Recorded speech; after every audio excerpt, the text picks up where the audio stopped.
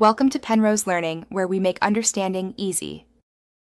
In this video, I will explain how to get Excel to calculate. To begin, always start your formula with an equals sign, for example, equals a 1 plus b1. This tells Excel you're entering a calculation, not just text.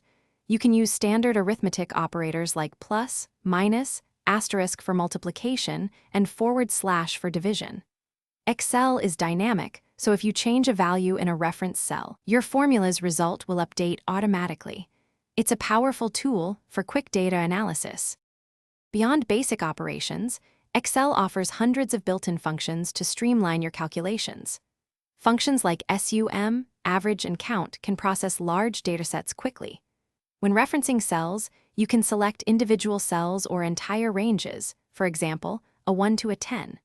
For more advanced scenarios, absolute references, denoted by dollar signs like $a $1, prevent a cell reference from changing when you copy a formula. This ensures specific values remain constant in your calculations. Excel's power extends to conditional logic, allowing your calculations to adapt based on specific criteria. The if function is perfect for this, letting you define different outcomes. For instance, if a 1 is greater than 10, then yes, otherwise no. To prevent unsightly error messages, the if function can display a custom message or a blank cell instead.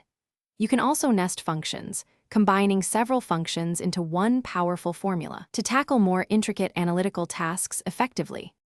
For more advanced analysis, Excel provides tools like Goal Seek, which helps you determine what input value is needed to achieve a specific target result.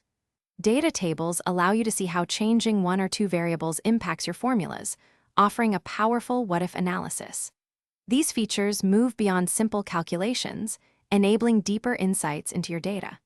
Remember to check the description for a link to the Oala water bottle and other great deals. Mastering these tools will significantly enhance your data manipulation capabilities.